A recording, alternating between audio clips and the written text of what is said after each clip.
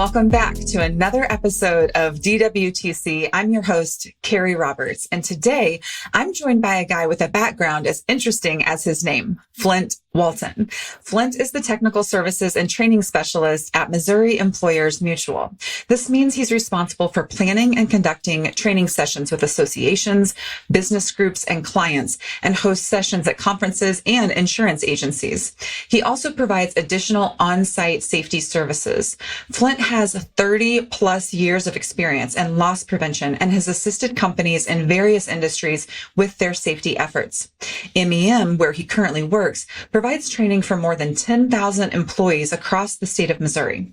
He has presented at national events, including the Public Risk Management Association Conference, National Safety Conferences, Congress and Expo, and American Society of Safety Professionals. Flint has extensive experience managing and supervising multi-jurisdictional claims from coast to coast in both insured and self-insured environments. This experience extends to nationwide carriers, third-party administrators, and self-administered employers. He holds an associate's degree in loss control management and bachelor's degrees in both industrial safety and safety management from the University of Central Missouri. He is a member of the American Society of Safety Professionals and is also a Missouri Certified Safety Consultant and a Certified Field Safety Rep for Arkansas. What I'm saying is this guy is well-versed and very passionate about what he does, and he's ready to bring some value to you today on the pod. Flint Walton, welcome to Don't Waste the Chaos. Thanks, Kerri. Appreciate you inviting me in here, MEM in here to chat just about safety, because all that long list of stuff it's just safety, guy. We're just out here trying to improve businesses, keep people from being hurt and things of that nature. Just make life a little simpler, make the day go easier. Nobody hurt. Yes, absolutely. And I've actually got some personal experience with MEM. I have worked at organizations in the same town where headquarters is at, or where one of the locations is at, which is Columbia, Missouri. And so whether I was at a distribution company and interacting with MEM as a carrier, or when I was the COO of an insurance brokerage, lots of interaction with MEM, highly credible organization. So I'm excited to have you today. So let's go ahead and jump right in and give the listeners what they came for. Let's talk work comp. What are the primary factors that contribute to workers' compensation costs in small and mid-sized companies? So really, it's part of this is one, quite frankly, you start out with just your industry. So in other words, your industry helps drive the overall cost. So in other words, if you're an office, you pay a very low rate because you have low exposure. If you're a roofing company and you have high exposures, high losses, potential for injuries, falling off ladders, falling off roofs, then the rates are much higher. So I'll say guilt by association. What industry are you in? Because the losses, the rates are primarily determined on, the payroll in the state for that industry and the losses in that state. Is really what it's going to be determined. So you can have no losses, but if your industry has a lot of losses, you're going to pay a higher rate than somebody else in a lower hazard industry. The other thing is, what's your payroll, right? So if the more payroll you have, then in general, the more premium you're going to be paying, because it's basically, I look at it like an electric meter on the outside of your house. The more payroll that's going out, there's a certain rate for that electricity use. There's a certain rate for, the payroll that's going through your organization. But the rates are impacted by, your loss history, the frequency and severity of injuries within your organization. So your industry might be a high hazard industry. But if the frequency and severity of your injuries are much lower than the industry average, then your specific rates and your experience bond things that you're going to be paying for is much lower for you. So that's super important. Then likewise, what are you doing from a safety standpoint and a claims handling standpoint? How are you as a business? Are you financially sound? Do you pay your payments on time? All those things impact the underwriting process. Underwriters going through, and they're basically playing that risk management game of looking at this account. They look at the frequency and severity of losses, and they're looking at the controls and what they're doing. And if we have safety in place, we don't have frequency, we don't have severity, prompt claims reporting, paying on time, cooperative with safety folks out in the field and all those kind of things. That helps reduce we all understand like auto insurance. Hey, you got teenage kids. Well, guess what? The rate's higher, right? You're new in business, maybe the rates are higher. But if you start having vehicle crashes, what happens? They put you in a higher rate tier. Oh, you're a high hazard driver. Well, the same kind of thing applies in the world of work comp. What are you doing to position yourself from an agency standpoint, from a business standpoint, to drive those down? There's debits and credits. In Missouri, that can be debits and credits can be up to 25% plus or minus. That's significant right there based upon, again, safety practices, claims management practices, things of that nature. So, and then, we mentioned experience modifier.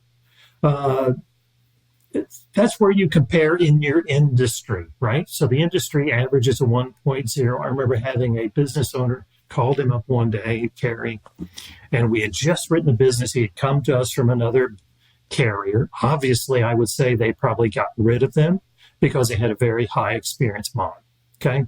And I'm setting up the appointment from a safety standpoint, and he's basically, he's cussing at me because the cost of his insurance are so high, and he's really frustrated.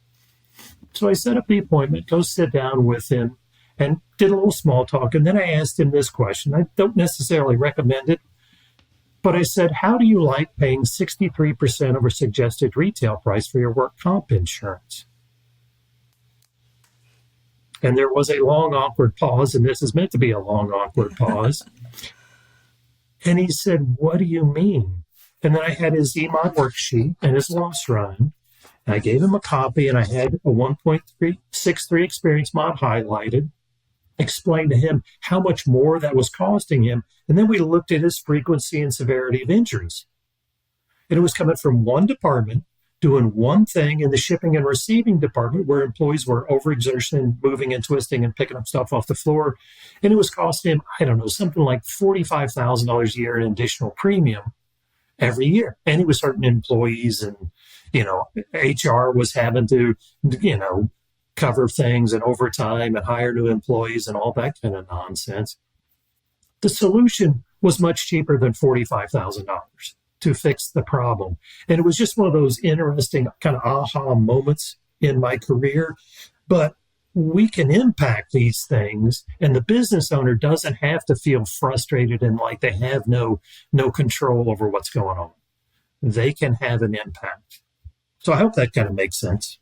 It does. And, I would say I've worked around insurance agents and advisors for years and years, and I would assume that what most of my listeners are hearing right now is new information, because a lot of times agents and advisors don't go into that level of clarity, helping people understand how to impact these costs. So I think that was very helpful. You talked a little bit about things that organizations can do to impact their work comp costs.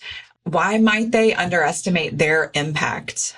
I think a lot of times, especially small, mid-sized business owners, they don't think they have the ability to influence any of that stuff. The first thing they need to do is understand that they can influence it.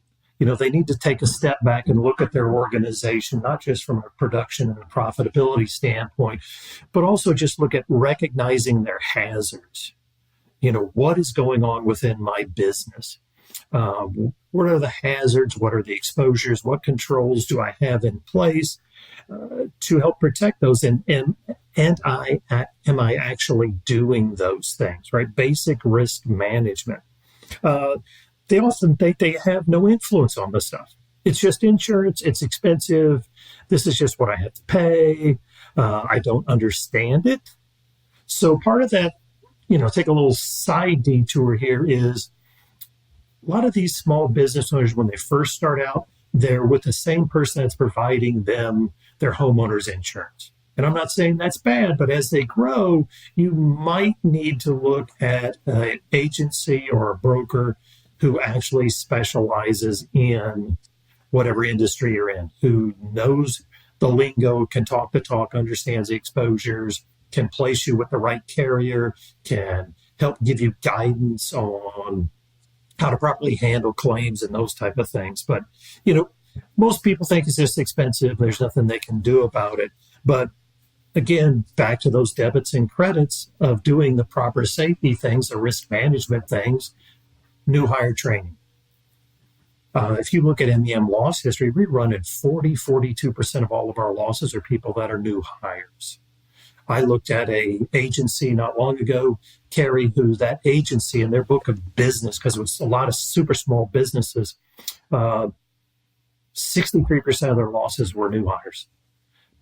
I challenge you as an agent working for that broker, that you need to be looking at how your customers are onboarding their employees. Are we really saying, welcome aboard? Here are the hazards. Here's a list of things I want you to do. And here's a list of things I never want you to do.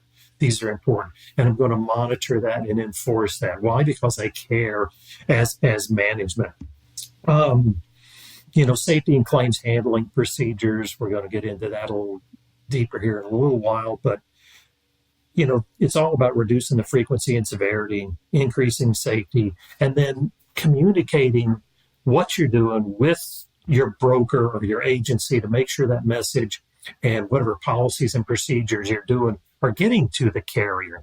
Because a lot of the small businesses, they don't have stuff. How can you differentiate yourself in the marketplace so when that application goes into the agency, you've got safety policies or drug and alcohol policies, early return to work? That's kind of unusual for a business of this size. I remember doing a presentation in St. Louis years ago, and we were up there, and it was a horrible day. It was like 4 degrees below zero. Like 3 people showed up. And so we're just going to go ahead and do what we were doing and talking about basic claims management, risk management, going through all this stuff. And there was a business owner in there who mercifully, he showed up and he was sitting there and he was going, I don't know, this sounds all too complicated, Kerri. This is too much. And one of the guys in the room finally turned around and said, you know what, guy, I used to think exactly like you 10 years ago. If you want to do yourself a favor, here, he got up, went and sat right by the guy and just said, listen to what they have to say, because this is the roadmap to success. And if you start doing some of the basic safety, some of the basic claims management stuff, your operation is going to, he's basically saying you can leapfrog yourself several years in this process so you don't have to go through these hard knocks. Join an association, get with peers that can help guide you through this. Get with an agency and an insurance carrier or whatever that can say, hey, this is how it works. This is what you need to do. It isn't complicated. Yes, it takes some work, but the benefit is there for you.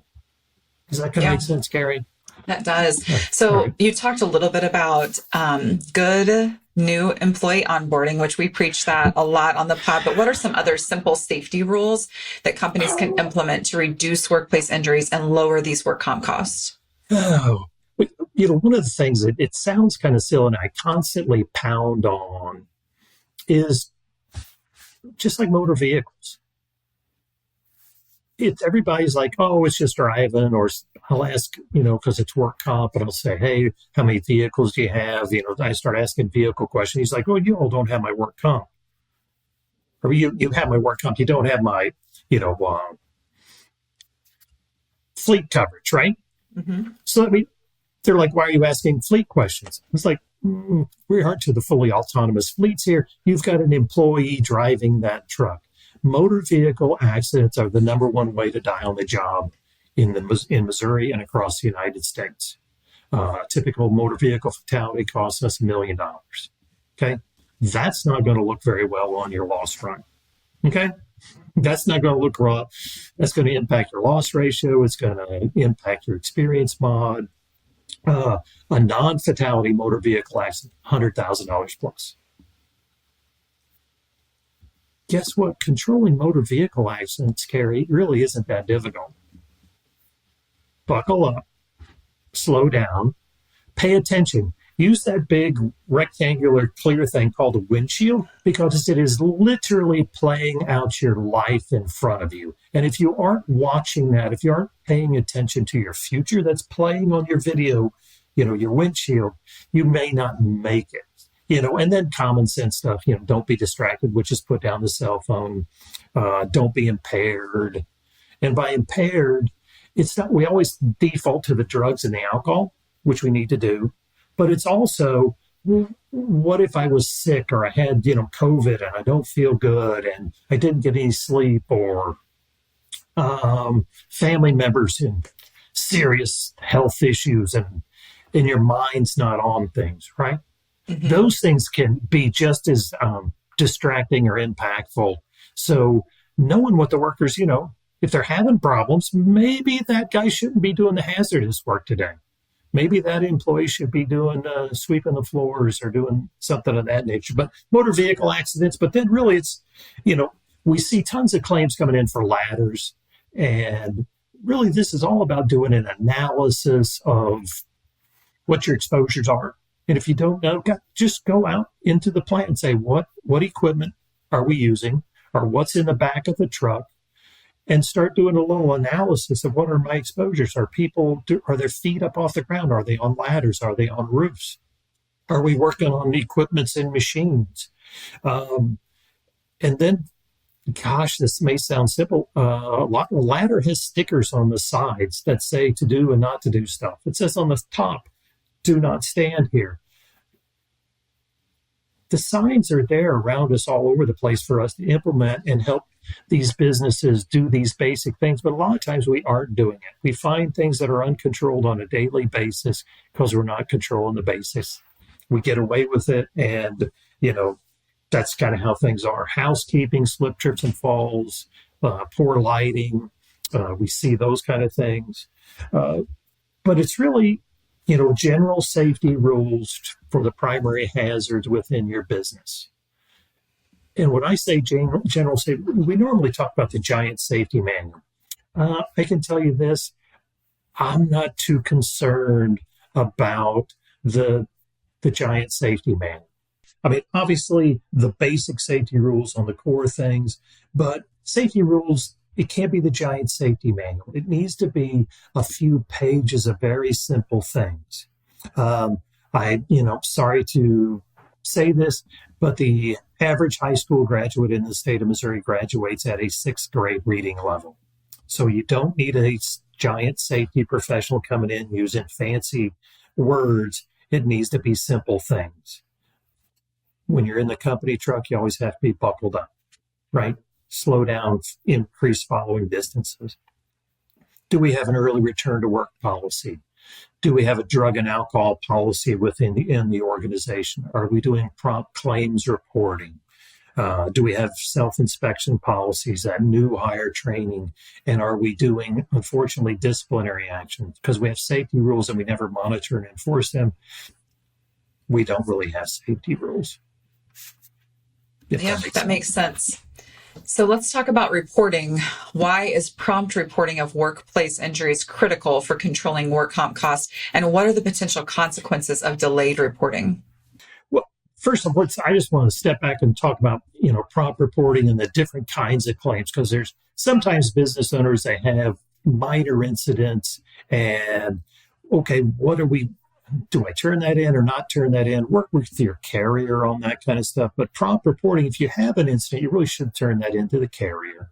I understand some very minor things you might not, but it's important to get that turned in. If anything happens or that claim, they need medical attention down the road, it gets worse or something, it's much easier to flip that switch and and take it from a report-only claim to a medical-only claim. There's not as much concern from the carrier standpoint because we've got prompt reporting. If you report it promptly, it has a different statute of limitations. It has a 2-year statute of limitations on that claim. If you don't report it to us, the carrier, the business owner knows about it, that has a 3-year statute of limitations. So it's a very simple thing that employers can do. Medical only claims, those type of injuries are where, it's just like it sounds, medical only. They have no lost work days. And in Missouri, that's more than 3 days. We haven't had any broken bones or surgeries, realizing you could not miss work and have, you could break your ankle and technically not miss more than a couple of days of work. It is possible.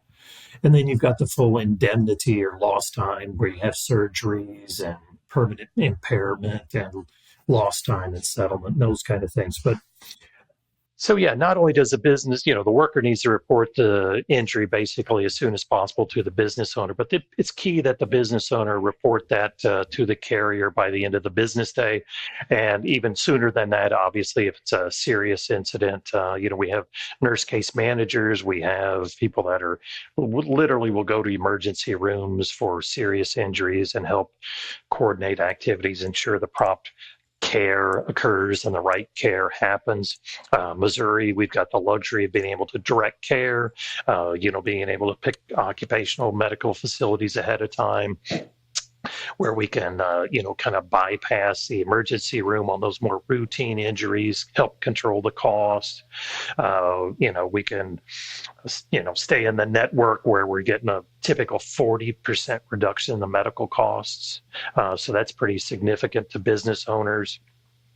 But, it's really all about just getting them the proper care, getting the injury taken care of, not letting some things linger, right? Because sometimes, unfortunately, with incidents, we can get things, somebody can have an injury and then it doesn't get taken care of. And they say, oh, it's going to be fine. It's going to be all right. Well, what that can really do is let the injury get worse and worse until we have to have surgery. Had we gotten on it early, maybe we could have just done a couple of days of rest, rehab, and that kind of thing, and really controlled the cost. Sometimes, the worker says, oh, I'm fine. I don't need care. And then they go home. We've all had injuries like that where then, at the next morning or whatever, we wake up, we're in horrible pain. Well, if they don't know what to do, if you don't have a policy, if you don't tell them, hey, yesterday, I documented that you refused care, but I also told you that if you have a problem, you need to contact me. We'll get you the care that you need. But if we don't have that conversation, that employee might wake up the next morning or in the middle of the night, off to the emergency room. They may show up at your desk in a day or two with a stack of medical bills that are $10,000 or $15,000. And if you haven't controlled that, then likely those dollars are going to go against you, the business owner. So that's critical. If we can stay in network, which means we have somebody picked out ahead of time where we're going to go. Prompt claim reporting also means if they're going in, we're also doing post-incident drug testing, which can be significant. I'd like to think we don't have those problems, but a business should have a drug and alcohol policy in place. If that person was under the influence of drugs or alcohol at the time of that incident, Missouri statute that went into effect August 28th of 2005 says if you got a drug and alcohol policy, employee violates it, that's kind of approximate cause. You've trained and educated them on these things and you enforce these policies and do the proper drug testing procedures. We can take a 50% reduction in their paid time off or settlement. And if they refuse to take your drug test, they forfeit their rights under work comp, which is a weird way, Kerri, of saying the claim never happened. It's not going to hit their loss run. So and really we have drug and alcohol policies in place. Why? It's not to penalize the employee per se, even though there is some accountability in that respect. But the real point is, I really don't want my truck driver, being drunk, or I don't want a guy driving a forklift and smoking marijuana over lunch. I don't want those.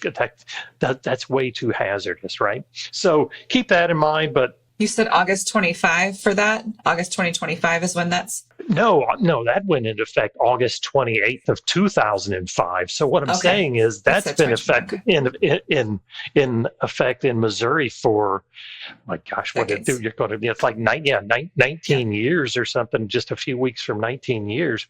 And a lot of business owners don't understand that. Unfortunately, that reduction for the drug and alcohol also includes death benefits.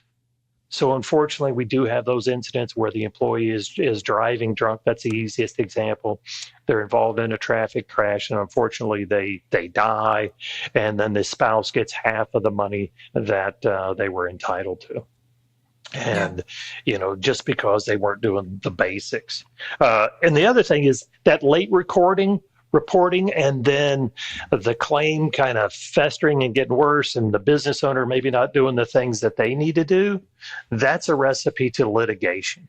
And litigation, now we've got attorney involvement, the expenses are higher, this claim is going to be open for several years, the payout's probably going to be higher, but it's going to drag out, and that's not going to look good on a loss run. But yeah, so, and then all that late reporting, again, it impacts pricing because underwriting sees those late reports coming in as a negative on that account because we're not getting notice and we're not being able to handle the claims properly.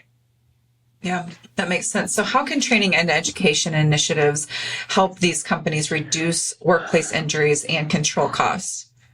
Quite frankly, it's back to kind of like that onboarding thought process or question. It's like, welcome aboard, Kerri. We've just hired you. Let's pick somebody up. Kerri's going to get into, building steel building, so she's an iron worker. We need to go through what the hazards are. We need to make sure that you fully understand the exposures and the controls, what I need you to do and what I need you not to do. We need to understand those things and then we need to monitor and ensure that you're doing those right things on a day-by-day basis, right? So we got to make sure that we're alerting people. One of the common things that I see out there is business owners are not happy with the workforce that's out there. People lack the experience. People lack the knowledge. People lack common sense. Okay?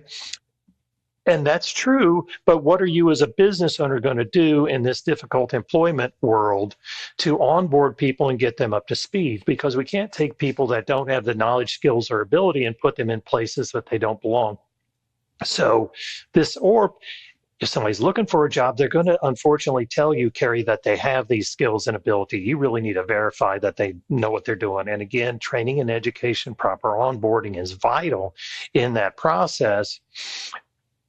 But if they have deficiencies, if they lack, quote, common sense, and some business owners, say things that they really shouldn't say, which are not polite. They say, the employees are stupid. They lack common sense. I contend you can actually install common sense through training and education. It is not common sense how electricity works. A 3-year-old doesn't know not to play with electricity. We have to be trained and educated into these things. So that's critical. We got to look at our hazards. If you're a small business owner and you're trying to do the right thing and you look and you've got all these things, well, let's prioritize those. What's the probability or what's the severity?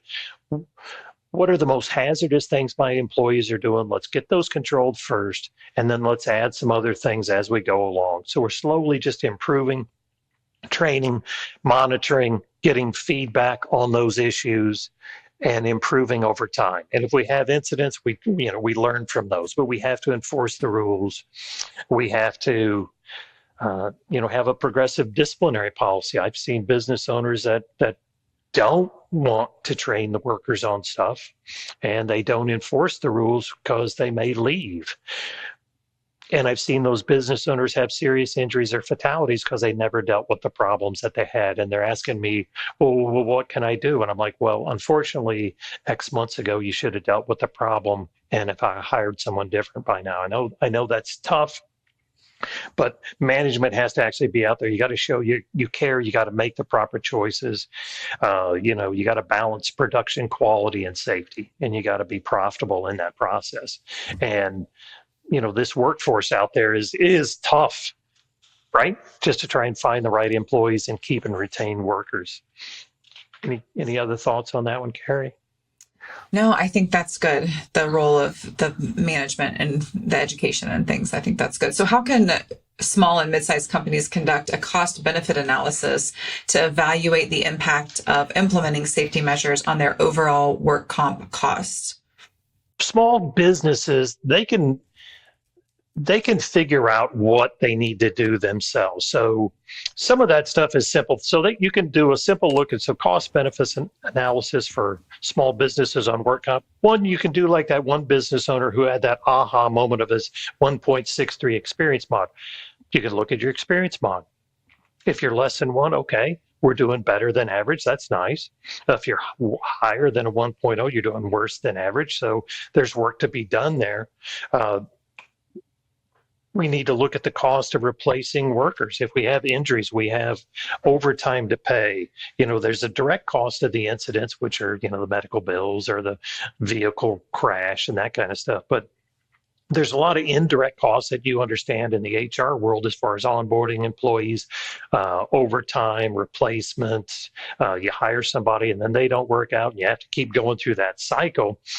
But indirect costs also include the cost of doing, incident investigations, cost to repair damage, retraining people, lost production. Maybe you had overtime or contracts that you weren't able to fulfill. But you can use simple numbers. Our average lost time claim, so in other words, a worker's hurt and they aren't able to come back within 3 days, our average one of those at Missouri Employers Mutual, and we have, 25% of the business in the state of Missouri, it's $60,000. So a routine kind of injury of any significance is going to cost a business owner $60,000. So you could be looking at some of this thinking, I could be staring at one of these type of injuries in the not too distant future if I don't control things. The other thing is there's resources out on the internet. OSHA.gov has a site called OSHA Safety Pays. OSHA Safety Pays. And basically you can go in there and say, what would be a typical claim for my type of industry? So this morning I went in there, I just clicked like concussion, and it came out at average injury, $54,000 would be the direct cost. Indirect cost, we're sitting there at $60,000. And then likewise, it has a deal in there for what's your profitability. In other words, what's your profit margin? So I put in there 10% profit margin for this particular business. They have to produce $1.1 million of business to help cover that. So we really need to be thinking about the cost of not doing safety. Can you find trends within your losses? That one business owner I mentioned with the 1.63 mod, the frequency and severity was coming from one particular area. We just simply walk through what those injuries were costing, the additional premium that was costing them, and then looking at what the cost of the controls were to fix it. Again, joining an association, working with good agencies, good carriers, and then just doing safety. Safety is the lack of excuses. A lot of times, I can't do this, I can't do that. They're just excuses of why we aren't doing the right things. Yeah. Very true. And things that I think most companies don't necessarily spend a ton of time thinking about until there's a cost associated. So kind of to wrap, what steps can companies take to learn from past workplace incidents, whether their own or examples that you've given, and prevent future occurrences? Well, first thing, we just simply need to learn from these things, Kerri. Do incident investigations. Well, why am I doing an incident investigation? And please don't do I talked to Bob and I told Bob not to do that again. That's not an incident investigation. What was the actual cause, the root cause? Sometimes it's, the boss told them to do it. It's they didn't have the training. They didn't have the equipment. The safety gear wasn't shipped to the job. So they were operating without whatever they needed. They improvised. They got her done. What actually happened? When you do those incident investigations, get the employee statements. What actually happened? Get them to sign and date that. This is what happened. I slipped and fell. I twisted my right ankle. I hit my right hip and I landed on my right shoulder. If you're not documenting that stuff and having them sign off, there is a potential that over time, their story changes a little bit, Kerri. And then it becomes other injuries that may or may not be work related. Get witness statements.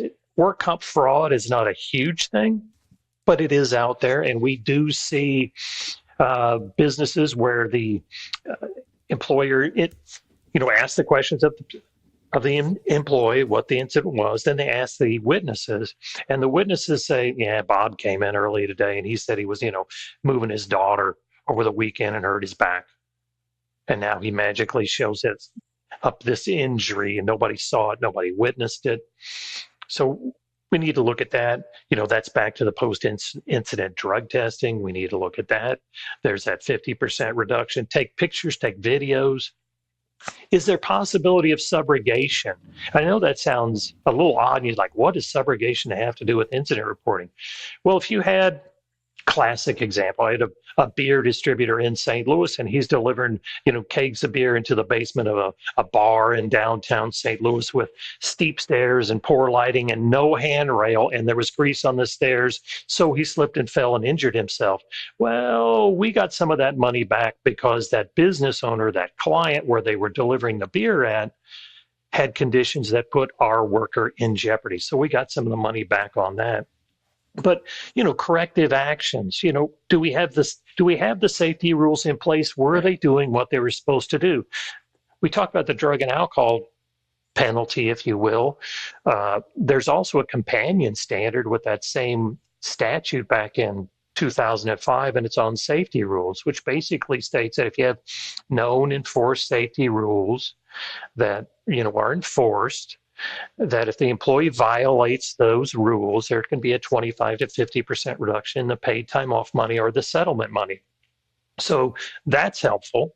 But also, do we need to update the safety rules? Is this something that we never saw before and we need to change things? So implement those corrective actions.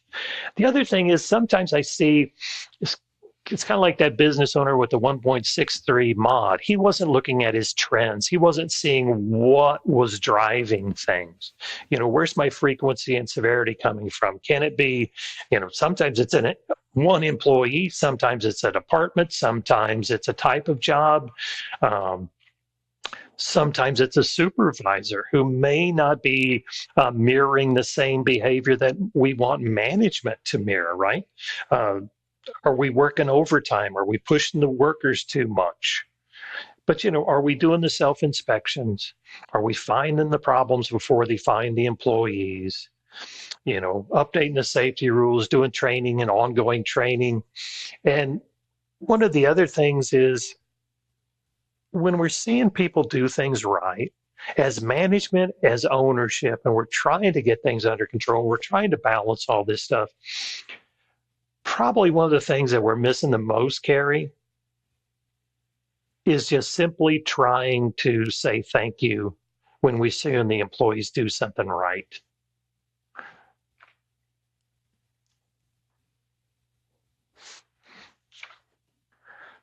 Yeah, just affirming the behavior that we want to see. Yeah. Right. Yep. Just reinforcing the basics. A lot of times I think that's one of the simple things that's missing is just saying thank you, or, you implement, tying off on a roof or something like that. But then we need to thank them. We need to, and that isn't expensive. It's just thank you. Yeah, I agree. Well, Flint, it's been great having you on today. Is there anything else that you'd like to add to the listeners before we wrap? No, just just the common sense kind of stuff. Insurance carriers typically have insurance professionals working for them that have resources that they can provide to jumpstart you in your process. Some insurance agencies or brokerage also have in-house safety materials or equipment. There's also the internet, OSHA.gov. There's tons of safety information. Associations, go join an association and rub shoulders with some people that are already doing excellent within your industry. They will help you proceed in that industry better. So the help is out there. Simply ask. Yeah, I agree. And I will link in the show notes, OSHAsafetypays.com if you all want to go and check that out. And I will put ways that you can connect with Flint and his organization. So links to their stuff as well. But I agree. We've talked about insurance advisors and agents several times on my show. As you know, I've got experience in that area, and finding a good agent or advisor is key in this area, because Flint's right. There are a ton of resources that they can provide, a lot of times free to you. And a good advisor is going to come alongside, help understand your business, and then help equip you in these areas. Instead of just saying, do you have these things? okay, no, you don't have them. They're going to say, here's some templates, here's some tools, here's some training that you can implement. And just like anything else, when Flint was talking about how if you have the training in place or the standards in place and then your employee steps out of line, there might be a lower charge to the employer. The same thing goes with sexual harassment training and anything else. So as an employer, taking their responsibility and implementing what it is that we can, and then it's on our employees from there, and then it's essentially a negotiation process when it comes to cost. So I appreciate that. Flint, anything else you want to add in closing? Nope, just thank you for the opportunity to chat with your listeners and just help push that safety message. We can all do better on safety, and it doesn't have to hurt anybody either. So thank you for your time. I agree. Yeah, absolutely. Folks, we know managing your employees' safety can be like herding cats sometimes, and staying on top of claims and insurance and paperwork can be total chaos. We're hoping you have some great takeaways today from Flint to implement at your organization. Don't waste the chaos, embrace it. And if there's anything I can do to help, don't hesitate to reach out. Till next time.